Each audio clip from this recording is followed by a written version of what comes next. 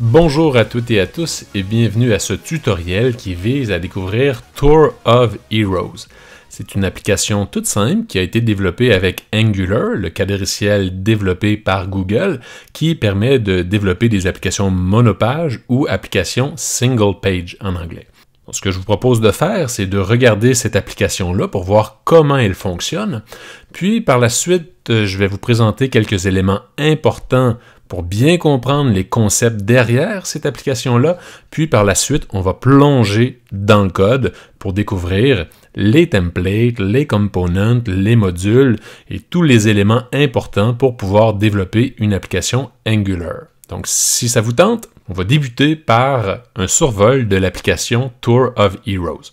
J'ai donc lancé le serveur de développement sur mon poste avec la commande ngserve et je me retrouve actuellement sur l'adresse localhost et sur le port 4200. Et lorsque je tape l'adresse dans mon navigateur, je me retrouve avec cette application-là qui est l'application Tour of Heroes. Entre autres, ça me permet de voir les top heroes, donc les héros qui proviennent d'une liste. Je peux cliquer sur un de ces héros-là, par exemple Narco, et je vais pouvoir avoir la fiche détaillée de Narco. Je peux aussi modifier la valeur, par exemple en spécifiant 2 plusieurs fois, et on peut voir que automatiquement le titre est mis à jour en haut, ainsi que dans la boîte de texte. Je pourrais sauvegarder, et là je me retrouve avec un enregistrement qui a été mis à jour. J'ai aussi la possibilité d'aller sur Heroes et voir la liste de tous les héros. Je peux aussi supprimer ces héros-là, donc si Narco ne m'intéresse plus, je peux cliquer sur X et supprimer quelques items. Et je peux aussi ajouter des héros, donc Atom Race, je l'ajoute et il est à l'ajouter à la fin. On peut voir qu'un numéro unique lui est associé et je pourrais cliquer dessus et le modifier, faire un save et automatiquement je suis redirigé à la liste principale. On peut voir aussi que en bas, j'ai des messages. Donc c'est un service qui me permet de voir la liste de toutes les opérations qui ont été lancées à partir même de l'application et je peux cliquer sur Clear pour effacer cette liste-là. Et si je retourne à Dashboard, je vais me retrouver avec les top heroes et on peut voir que Narco a disparu. Donc, Tour of Heroes, c'est aussi simple que ça. Quelques pages, la navigation et la possibilité de gérer des enregistrements. Ah, j'ai oublié de vous présenter la recherche. Et lorsque je tape les premiers caractères, je peux voir qu'il y a des enregistrements qui me sont proposés. Et on peut voir aussi que quand je commence à taper, il y a un petit délai qui est lancé avant de m'afficher des résultats. On va donc pouvoir comprendre qu'est-ce qui se passe derrière dans le code. Mais avant, j'aimerais vous présenter des concepts fondamentaux par rapport à Angular. Je me retrouve encore une fois sur le site web angular.io et nous allons explorer la section Docs. C'est très bien documenté. Angular fait un effort particulier pour avoir de la documentation à jour. Et ce qu'on peut voir ici, c'est qu'il y a une section CLI Commands. On vient de survoler la liste des différentes commandes qu'on peut lancer à partir de la ligne de commande. Donc le fameux ngadd, build, config, generate, tout est là. Je vous incite à aller voir justement cette section-là, CLI Commands. Il y a aussi le Getting Started qui vous explique comment mettre en place le Angular CLI.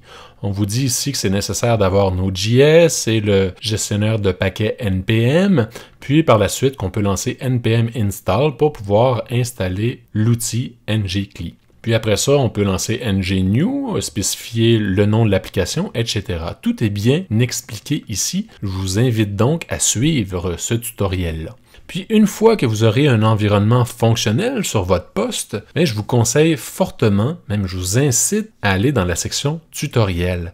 Vous allez développer une application Angular qui permet de gérer des héros. On va commencer ici par The Hero Editor qui nous permet d'offrir un petit formulaire pour pouvoir créer des héros.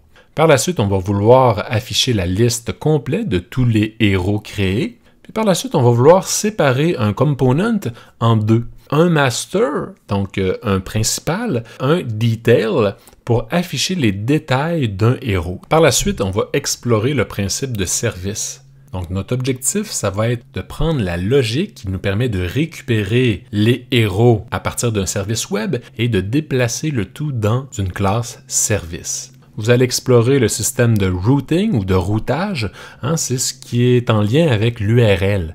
Quand l'URL va changer, puisque l'utilisateur va avoir cliqué sur un lien, on va vouloir charger des components différents et finalement un module quand même assez exhaustif et complet sur le HTTP. C'est dans ce module-là que vous verrez comment faire un appel HTTP, soit un appel GET, POST, PUT, DELETE, pour aller chercher des informations et interagir avec un serveur distant. Donc, sans plus tarder, je vous invite à passer à l'action et réaliser le tutoriel Tour of Heroes. Juste avant d'aller dans le code, si vous voulez récupérer vous-même de votre côté le code, vous pouvez cliquer sur Docs, aller dans la section Tutoriel et dans l'introduction du tutoriel, vous allez trouver juste en bas du premier paragraphe le lien qui permet de télécharger le code. Et il y a aussi la possibilité d'aller en Live Example, donc si vous ne voulez pas télécharger des IP et mettre en place le tout, vous pouvez utiliser la plateforme qui s'appelle StackBlitz et ça va vous permettre de naviguer et même d'exécuter le code directement dans votre navigateur. Donc le même code qu'on a utilisé tout à l'heure est disponible à cet endroit-là sur StackBlitz, une alternative à installer et mettre en place le code.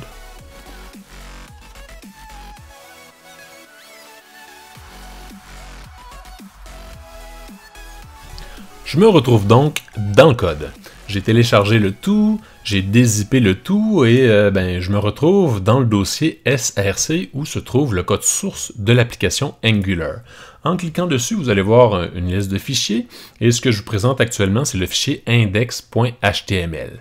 Donc on peut voir c'est du HTML tout à fait standard et sauf pour un petit détail dans le body, dans le corps de la page où on voit ce qu'on appelle une directive qui est app-root. Angular va donc détecter cette balise-là, qui n'est pas une balise HTML valide, mais qui est une balise de Angular, et c'est à l'intérieur de cette balise-là que va prendre vie l'application Angular. Poursuivons notre exploration dans le dossier app. C'est à l'intérieur du dossier app que se retrouve notre module principal ainsi que nos components. Ce que je vous propose de faire maintenant, c'est de regarder le code d'un component, le code du component dashboard. Et ce qui est intéressant, c'est que la structure des dossiers est vraiment bien définie. On a le component dashboard, on a donc le dossier dashboard. Puis à l'intérieur du component dashboard, on va retrouver à la base 4 fichiers. Un fichier .ts, dashboard.component.ts, qui est le code TypeScript de notre component. On va aussi retrouver un fichier .spec.ts qui contient les tests pour notre component. Un fichier HTML qui contient le template de notre component, donc le code HTML avec des directives de Angular, et il y a aussi un fichier CSS qui va permettre de définir les règles de style pour ce component-là. Donc quand on crée un component, on se retrouve avec ces 4 fichiers principaux-là. Débutons par component.ts. Voici donc le fichier dashboard.component.ts. On commence par importer les différentes dépendances. On veut importer component qui provient de Angular Core et on veut aussi importer onInit qui va nous permettre d'implémenter une méthode ng-onInit qui va être exécutée automatiquement lors de la construction de ce component. On a aussi l'importation de notre modèle. On est en train de gérer des héros et on veut donc définir ce qu'est un héros. Un héros a un nom, un identifiant unique, etc. Donc on pourra voir de quoi a l'air cette classe-là un peu plus tard. Et on a aussi le Hero Service. Et donc, le service va nous permettre d'interagir avec nos services web, notre API REST. Une fois que nos classes importantes sont importées, ce qu'on peut faire maintenant, c'est utiliser un décorateur, le décorateur A-commercial-component qui va nous permettre de définir des propriétés importantes de notre component. Le premier ici, c'est Selector. Ça nous permet d'identifier le sélecteur qui va être utilisé pour pouvoir instancier et utiliser le fameux component. Dans notre template, on va pouvoir donc utiliser une balise HTML qui ressemble à app-dashboard. Donc Angular, quand il va détecter cette balise HTML-là, qui n'en est pas vraiment une, c'est une balise qui est définie dans le quadriciel Angular, bien, il va instancier ce component-là à l'endroit où on a mis la balise. Le deuxième item, c'est template URL. Ça nous permet de définir l'emplacement du fichier HTML qui contient le template. Donc, c'est dans le même dossier .html. Et on a aussi la possibilité de définir les URL de nos styles. On pourrait définir plusieurs emplacements de styles. Dans ce cas-ci, on a juste un fichier CSS qui contient les styles pour notre component. Une fois que c'est fait, on peut exporter une nouvelle classe.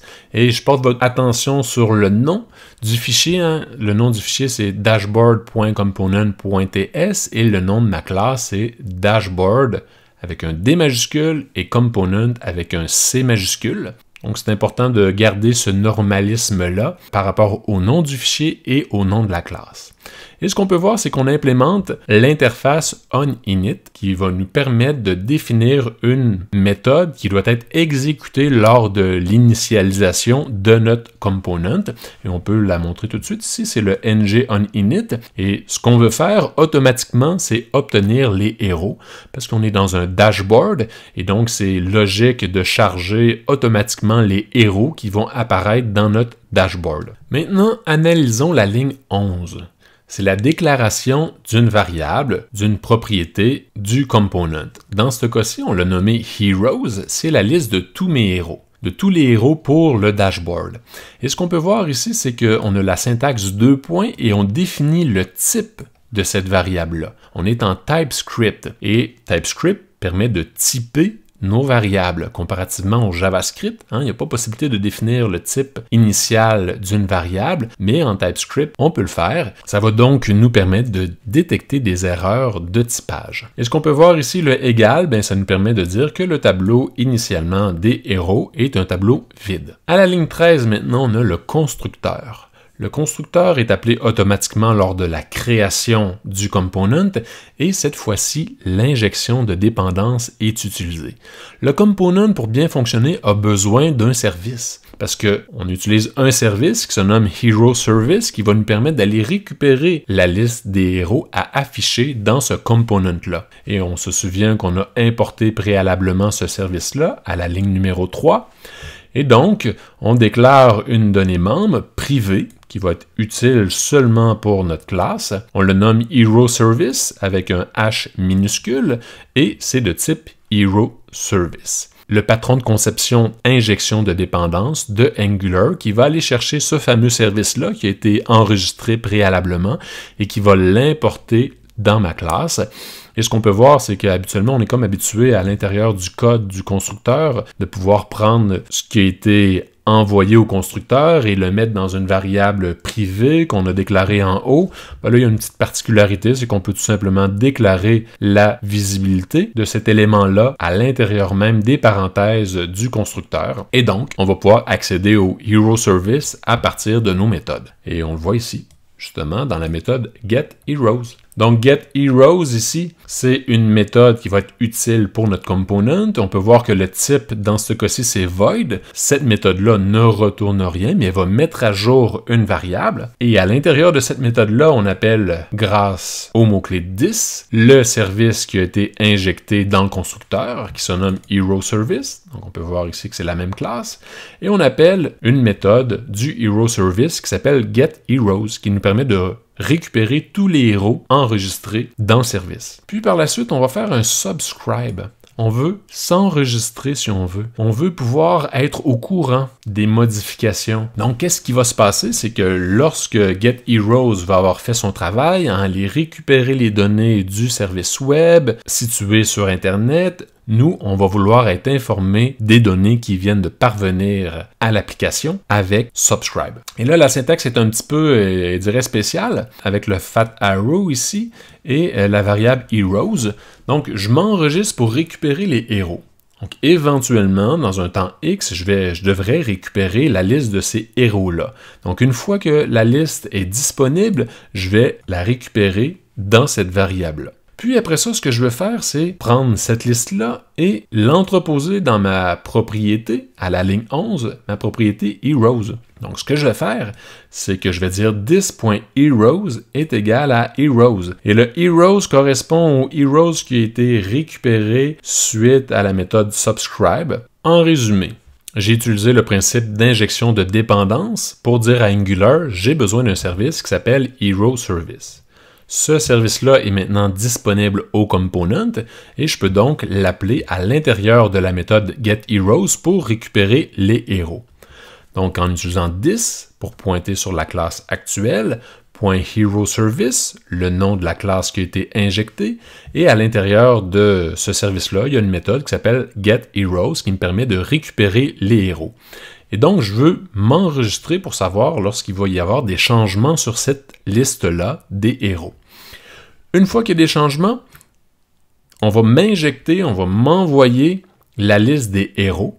Et donc, je vais pouvoir utiliser cette liste-là et définir la valeur de ma variable, de ma propriété, this.heroes, en fonction des données qui m'ont été retournées.